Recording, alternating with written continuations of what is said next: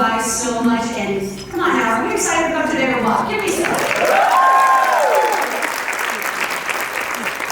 Today is an absolutely amazing gathering. It's a gathering of almost 200 women, right? Rock star women. And a few amazing men, I think. I thought there was some men here, but maybe they left. Okay, so we're from Halcyon, the Geiger Group, Vector Bank, Coble, Marcus Property Services, and so many more. And to use one of my favorite adjectives, this is pretty freaking badass, right? Today is also amazing because it's an investment. It is an investment that each of you have chosen to take in not only yourselves, but your business. An afternoon of personal development. So whether you came here to hear about story-driven selling, managing change, conflict resolution, or to build the finances of your building, or really just to get away and breathe, right? It's a Friday, and be around some badass chicks, that's what today is about. There's probably a number of other additional reasons we might be here. Marketing, maybe the thinking of a new business, starting one, exiting one, how to be a leader, how to be a better leader. But at the end of the day, it's an investment that we are all making in our business, but yes, truly in ourselves.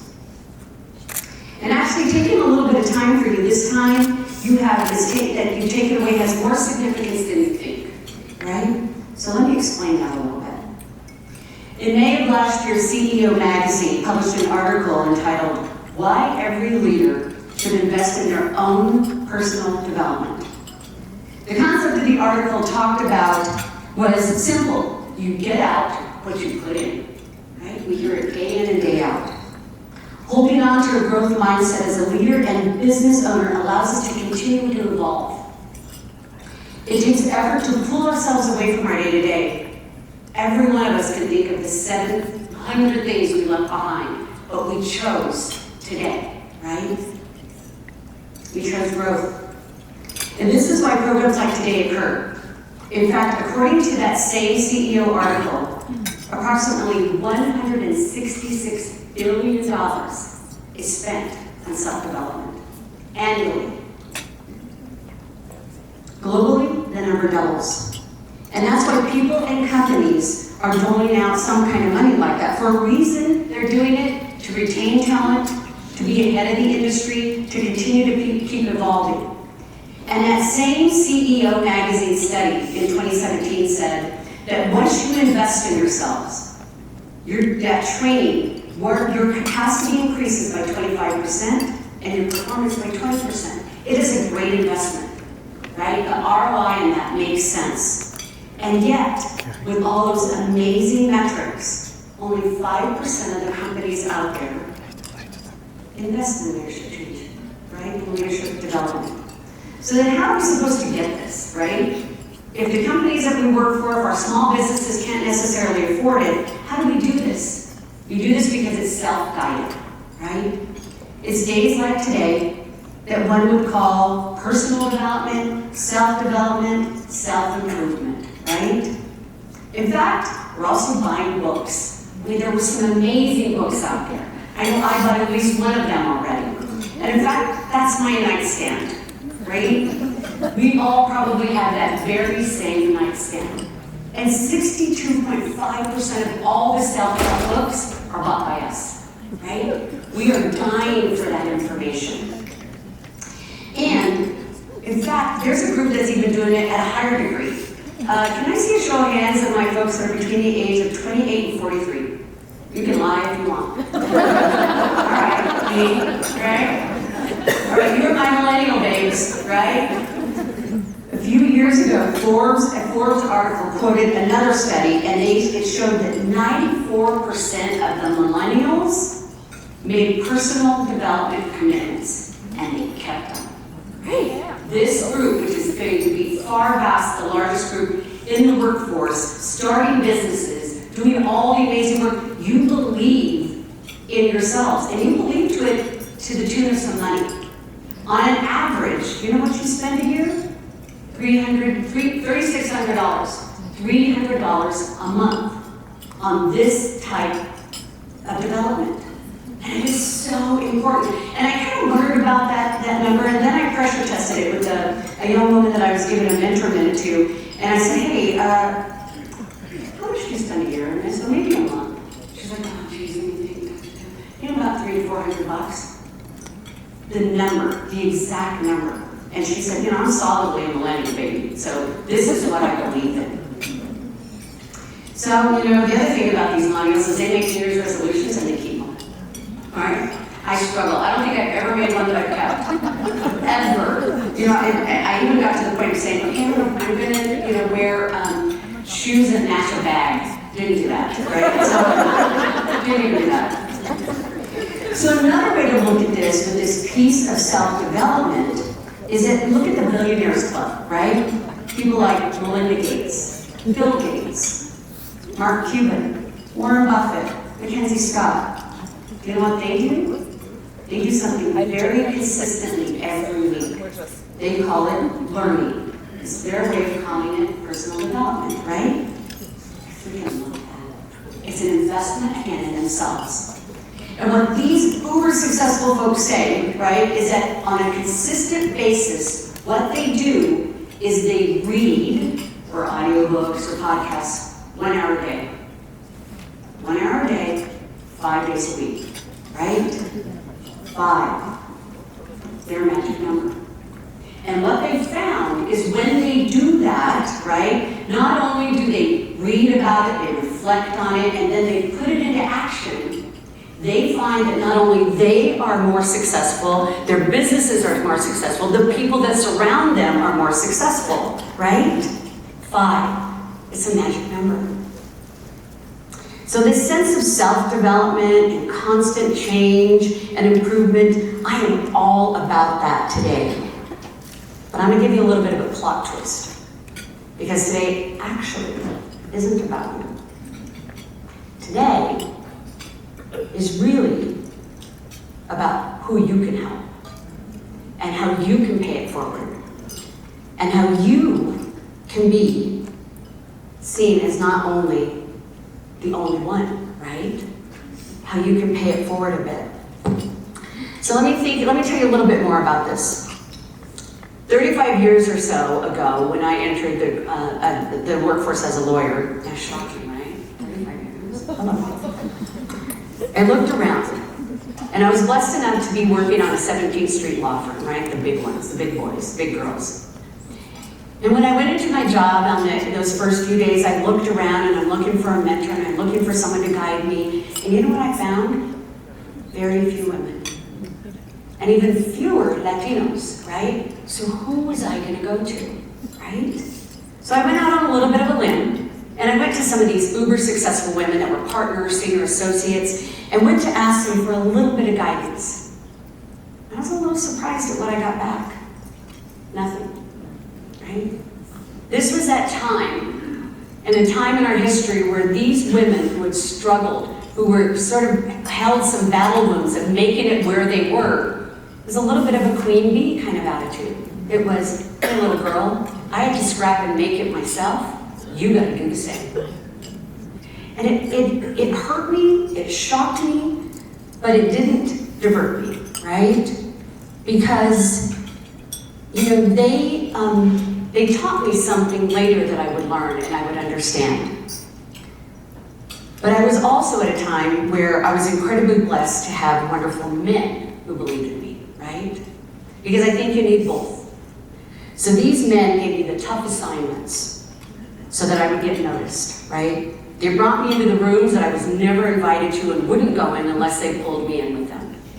They introduced me to people. They advocated for me. They redirected me in college. It's with their advocacy and their sponsorship that allowed me to be the first and many times the only to do something, right? These are people like Ruben Valdez, Cole Finnegan, Dr. Charles Moran, Paul Sandoval, Senator Michael Bennett, Chris Orlehite. All of these men became my champions. And between all these wonderful, wonderful men, and really all the battle-weary queen bees, And then a little sprinkling of my mother's guidance, right? And you'll hear about her here in a minute. I vowed that I would always help. I would always reach back. Didn't matter who called me, I would always find time for coffee or a cocktail or lunch. And then I vowed to never act like a queen bee. Because something told me that even those queen bees, while they accomplished so much, they were rather lonely. Because the chances were that they were the first or the only. Okay, next one. Sit down. Look to camera. This is what it looks like to be exceptional, to stand out from the crowd, to make history. But what if women didn't have to be exceptional? What if they didn't have to be the first, the best, or the only woman? What if being a female engineer wasn't remarkable? What if women and men could compete as equals?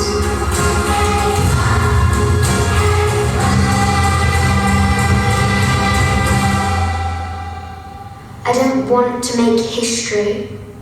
I don't want to be the only woman. I want to be one of many.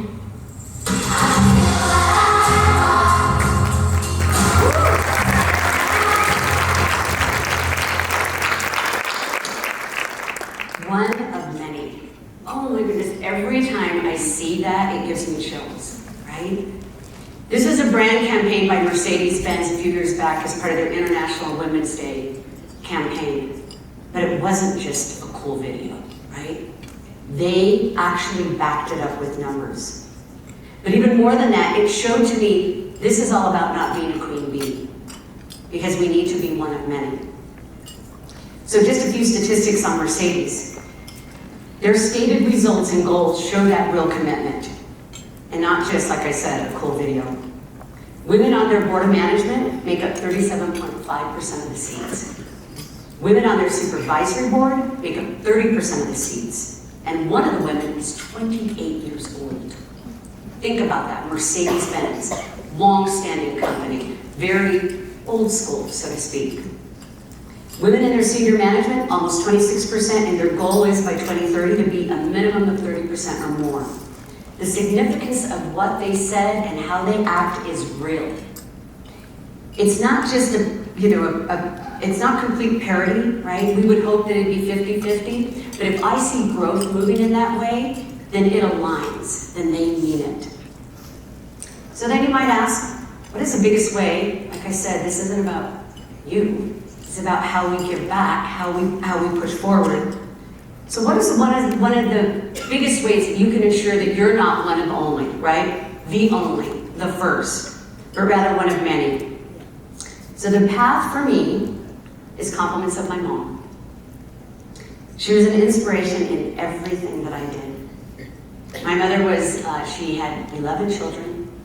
She had an 8th grade education. And then when she was about 35 years old, she said, you know what?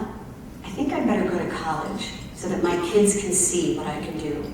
So at 35, she got her GED, and she started driving from Ignacio, Colorado to Durango, Colorado to go to school at Fort Lewis College. She drove with her best friend, Betty Jo Quintana, and they were the original Thelma and Louise, right? There's other stories over drinks. I'll tell you what they did. It was, it's short of driving off a cliff, they were them. She went on to attain her Bachelor of Arts in Early Childhood Development. She became one of the national experts in that. This woman who had 11 kids starting at the age of 16, 8th grade education, GED, got her Bachelor of Arts. The world was listening to her. She went on to be the only woman on the town council for the metropolis of Ignacio, Colorado, 1,000 people strong, but the first woman. I love it because in her closing speech, and I was a young girl, it was in the town square, literally, and she was debating with her running mate, and her closing statement was, and you need to vote for me, Phyllis Lucero, because I'm the best man for the job. Yes, it is. But that was it, right? Here's this woman who found time for absolutely everything. Church, community, the bake sales, the raffles with school. And again, always had time to give back. I said, if I could be 10% of that woman, I'm a success. I'm still trying to work on the 10%. And yet my mom told me, she said, honey, whenever you make it, whatever that make it means, you reach back. You bring someone along with you. You pull them up. You make sure that they have that seat at the table. She was wise beyond her years and beyond her time. So, you know, what does that mean to be one of many? Again, it's that reaching back. It's taking any or all of the nuggets that you learned today and sharing it with someone else. Ensuring that some other woman or young man or old man or whatever it is has that piece of success as well, right? So you might be sitting there going, okay, I get it, no more queen bees, I get it, reach back and do something else, but what, right? What do I do? Where do I start? How do I do that? Well, there's a number of different ways, and I'm going to give you a little list here. First, mentor them. Take that moment to mentor someone. In a 2022 Quora article, there were some amazing statistics that came for that. Employees that said when they had a mentor, they were 5 times more likely to be advanced in their job. Mentors themselves are 6 times more likely to be promoted. It's that give and take moment, right? Because anyone who served as a mentor, you get as much out of it as you give into it. Workers who participate in a personal development program have a 25% salary boost than those that don't. And 89% of the people who've been mentored have said, you know what, I'm going to give back. I'm going to do the same for someone else. And yet, only 37% of professionals have a mentor. There's a gap there. And it gets worse for women. Only 28% of the women have mentors. And then if we want to talk about small businesses and medium-sized businesses, only 25% of those business owners have a mentor. And that's even in light of the fact that when those who had a mentor, 92% of those small business owners said that it was because of that mentorship that allowed them to grow, to progress, to do more, to enter different markets. Whew! We need a mentor. You need to be a mentor. But then, I can hear what you're saying, because I said the same thing. I don't got time. I'm running my business. I gotta get food on the table for the kids. I've gotta take care of my family. I'm running them to soccer. I'm running them to ballet. I don't have any time. That was me. Been there, done that. And I even went so far as to sign up to have a mentor, and I ended up canceling more of the meetings that I held. It was not fair. It wasn't fair to her. And then I said, you know what, maybe this is not cut out for me. Maybe I'm not supposed to be a mentor. But it only took one young woman who said, hey, I get that, but will you just go have coffee with me? Just one morning, just coffee, like before you go to work.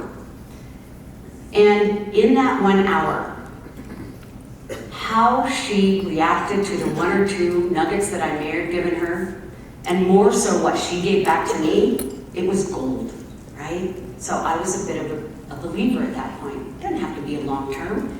It could be what I call mentor minutes. And then another time, a young man, he wanted some business advice. He was a personal trainer, so I'm like, let's go work, right? Why don't we go work out, right? And I can mentor you while you're making me sweat, you know, yeah? So we're lifting weights and doing cardio, and I'm mentoring him the whole time. Or another time, a young woman reached out and said, hey, I know you like to hike. I see it on Instagram. Do you mind if I join you on a hike? Because I'm going through a job change, and I'd really like to get your advice. I'm like, all right, well, you know, it's not going to be an easy hike, and don't go slow, and I can talk, but we're going to be rolling, and we could change the entire world by the time we get to the end of that 6 miles. And we kind of did, right? It was perfect. So what I say is, turn this mentoring on its head. Find what works for you. If it's 5 minutes, if it's half an hour, if it's hiking, biking, rowing, sitting, you know, at your kids' games, whatever that is, do not keep your gifts to yourself. Share those. You have no idea how much that's going to change someone's world there. So what are some of the other ways you can do it? Teach. Like I said, right? You've got so much that I can't express this enough. The amount of nuggets of wisdom that we have that you have no clue at times that you've got, goodness, just share them. Share them. Be another person's champion. And this is different from being a cheerleader, right? Cheerleader is, hey, Linda did it. Look at Linda. Being a champion is, Linda needs to be in this room. Linda needs that project. You need to hire Linda, right? I learned that the hard way. I almost lost one of my best team members. And she came up to me and she said, hey, I love you, but you're a great cheerleader, you're not a great champion. Killed me. But I learned from that moment forward. Be a champion first, a cheerleader second. Coach them, like we were talking about, go a little deeper with that. Redirect them, right? When you see those people around you, those businesses around you, that they're on that verge of failing, if you can help redirect it, do it, or if they've already failed, come in and tell them, talk to them. Tell them, hey, I saw you doing this. I don't want to be presumptuous, but maybe you try this next time, right? Give a little XYZ.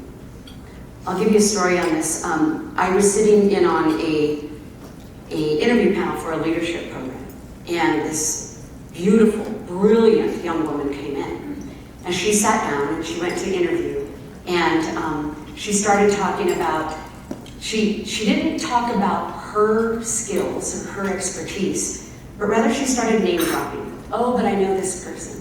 And this person's my best friend. And what's curious about this, she said a certain person was her best friend, and that person was actually my best friend. I don't think she's your best friend. So I'm sitting there going, and it distracted from how brilliant she was, right? So at the end of this process, when we're trying to pick who it was and who could go on to be part of the program, I did not vote for this young woman. And it's not because she claimed my best friend. Some might say that, it wasn't it. And they were surprised. They said, this woman is a rock star. She's a rising star. I said, she's not ready. She had a hard time advocating for her and was using other people to move her along. So she's not ready yet. And they said, the woman that was facilitating, she said, do you mind telling her?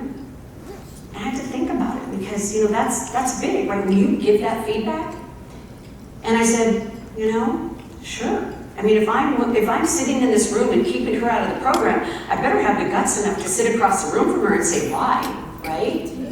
So it took a little while. She had to think about whether she wanted to, because this is a pretty prestigious program. And I think she was on a track to be in it. But we went and had coffee. And I'm getting a little weepy here because it was one of the most enlightening for both of us kind of experiences. And by the end of it, there was lots of thank yous. There was lots of commitment to keep doing this, to keep mentoring. And if you want to fast forward about 10 years, she's now one of my dearest friends. I've probably signed 5 letters of recommendation for jobs for her. She's given my name for various speeches and various awards, and it was that sense of being courageous, which she'll talk about later, having a courageous conversation when you make a decision, and then having that feedback and being willing to hear back, right? Because she said some things to me that I probably didn't want to hear, but I needed to hear. So that redirection, probably just as important. And then lastly, invite them to sit at the table. And in fact, there might be times when they belong at the table more than you do. And that's a biggie, right? When you say, you know what? You need to be here. I don't need to be in the room. Just tell me how it goes, right? But let me get you at the table. Let me pull the chair up, or better yet, let me give you the chair. So helping someone, right? That sense of giving back. Now there's actually science behind it, right? So my last piece of nuggets of research and data here. And what I would say is, the world right now is a little rough, right? People are kind of angry at each other. They get the sense that maybe they don't want to help each other out. But there's actually data that says otherwise. There's a professor by the name of Vanessa Bombs out of Cornell University, and she did research around people who her research was around helping strangers. And so what she did is she gave all the research participants a wad of money. And she said, you get to use it however you want. You can either give it away, or you can spend it on yourself. I'm not gonna know, right? It's going to be a truth piece to come back and tell us what you did, but you choose.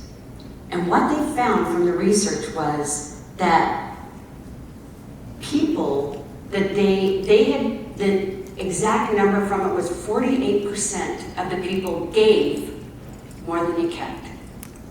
So it was astounding to them. They thought maybe people are just going to keep it, they're going to spend it on themselves. Nope, they didn't do it. And in fact, there's even a little deeper reality on this. And this is a book that I'm reading right now, and I would tell you everyone should read it. It's called The Giving Way to Happiness. And it's by the philanthropy advisor, Jenny Santee. And she looks at the research to this. And the data that she provides really backs up the sense of giving makes you feel good, right? Now that's giving of your time or your money, both of them.